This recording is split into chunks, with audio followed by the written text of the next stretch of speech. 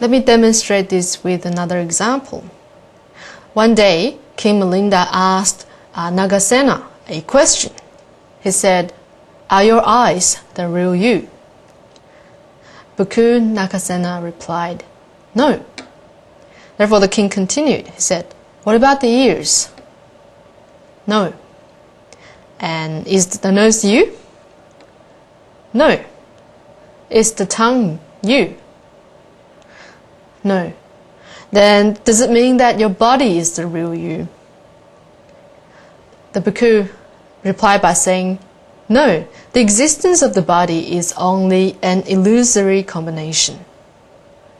The king then said, "Well, in that case, the mind must be you then." "It is not, neither." King Milinda started to get annoyed and asked further, "Well, if the eye, ear, nose, tongue, body, and mind are not you, then tell me, what is the true self? Where is the true self?" And Bhikkhu Nagasena grinned and replied with a question, "Is the window the house?" The king was taken by surprise and struggled, and then answered, "No." "How about the door?" "No." "Are the bricks and the tiles the house?" "No." "Then what about the furniture and pillars?" "No, of course not." Bhikkhu Nagasena smiled and asked, "If the window, the door, the bricks, the tiles, the furniture, and the pillars are not the house, then where is the real house?" King Milinda finally understood that causes, conditions, and effects cannot be separated nor understood through a biased and partial view. A house can only be built with the fulfillment of many conditions. Likewise, human existence also needs the satisfaction of many conditions. If we know the law of cause and condition, believe in its existence, and then plant good causes everywhere and cultivate advantageous conditions all the time, then our life will be a smooth path full of success. Okay, what we need to do next is to look at the variety of causes and conditions. And we can examine this in several different perspectives, 4 to be exact. And the first one, we can look at causes and conditions from the perspective of having and not having. In this case, we have to realize that cause and condition is not the same as a matter of knowledge. In other words, we cannot learn the theory of causes and conditions by research or via debating with other people. Instead, cause and condition must be experienced through the heart and mind in our everyday lives. And of course, understanding cause and conditions from real practice and experience is the only way for us to gain a true understanding of causes and conditions. And another thing which we must note is that under the law of cause and condition, our nature are all equal. In other words, the universe is us, and we are the universe.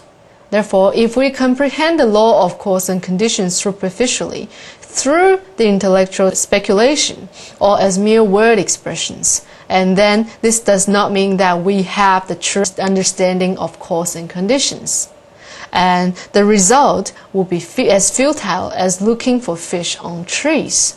Therefore, this is something which we must bear in mind.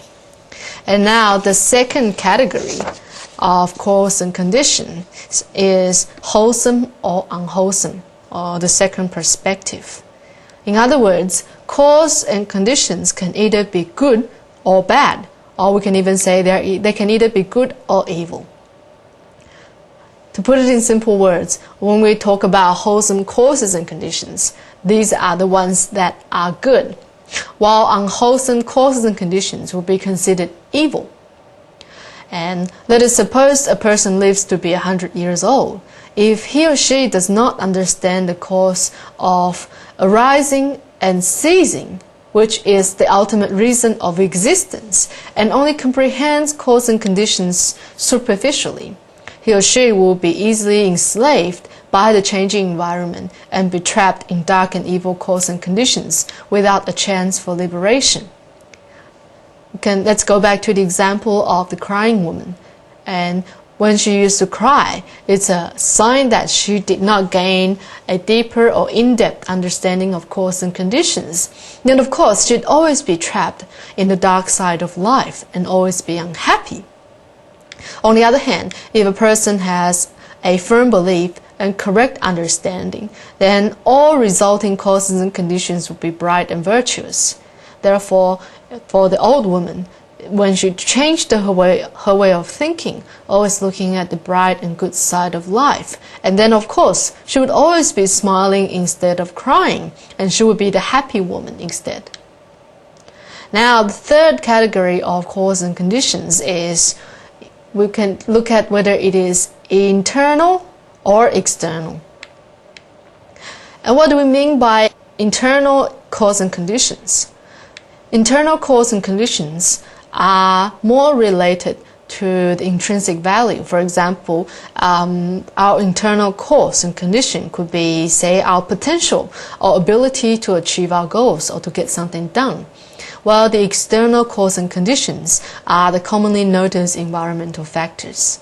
For example, the house that we live in or the people around us. And for example, when we talk about internal and external, we can use the example of farming a field. The external factors to farming a field may be the same, but the harvest from different seeds will not be the same. For example, seeds in this instance have different causes and conditions of value. So, same external cause and condition. You've all got sunlight, air, water, and fertilizer.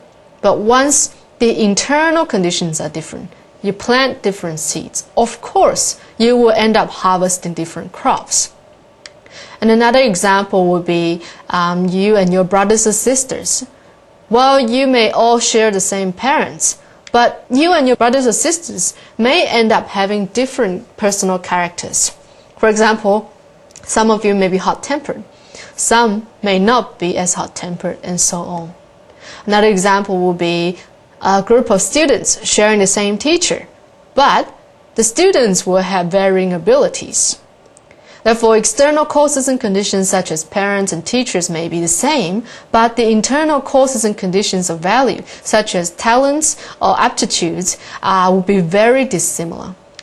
Therefore, we can say that cause and conditions may be external and external. And although external conditions may be complete, if the internal causes are inadequate, then the resulting effects will leave much to be desired. And now the final and the fourth category or perspective from which we look at causes and conditions will be to look at whether they're correct or erroneous. For example, for some people when they become ill, they will know that their illness is caused by some kind of disorder of the body and mind. Therefore, they're willing to undergo treatments and take their medicine and follow the doctor's instructions, and then they can be cured. This is what we call correct cause and condition. But in contrast, there are some people whom, when they get sick, are more likely to get confused about the reason to their sickness. So therefore they become suspicious to why. And sometimes they may even think that their sickness is some kind of divine punishment. It's a destiny to be sick, or God is punishing them, or the Buddhas and the Bodhisattvas haven't looked after them, that's why they got sick. And as a result, they'll go about looking for magical charms or even special spells. They'll even go to the extent of taking incense ash. But this will only result in the worsening of their illness. And therefore, we call this the erroneous cause and conditions. We have to face that life can either be smooth or bumpy. And each one of us face different amounts or times of obstacles which block our ways. But we have to understand that many of life's difficulties are rooted in misconceptions about the law of cause and condition.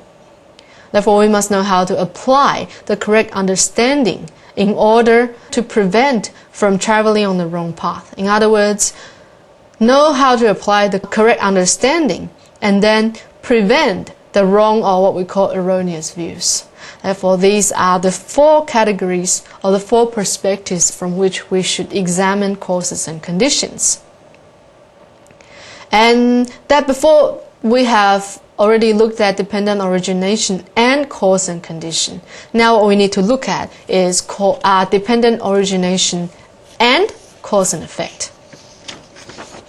As we look at the theory of cause and effect, we will understand that everything has a cause which produces an effect.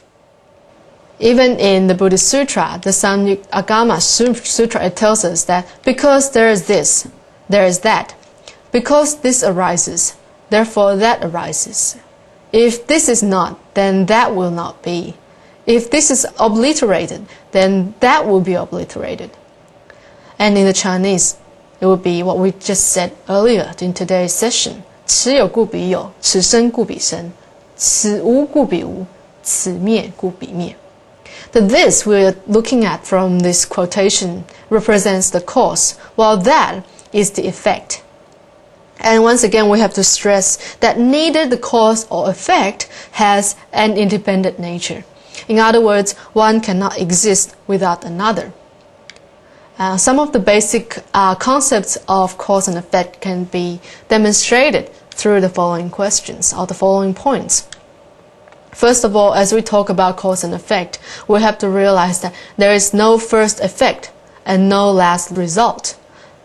In other words, from the Buddhist perspective, we do not look at the arising and extinguishing of things in a linear fashion. We don't do that. In other words, there's no beginning, there's no end. We do not explore the very origin of our existence in the universe. I mean, we do not try to come up with an answer to how this universe came into being and how it's going to cease. Instead, we look at life from a circular fashion. Therefore, it would be like the hands of a clock that continues to go from 1, 2, 3, 4 to 12 and then back to 1 again.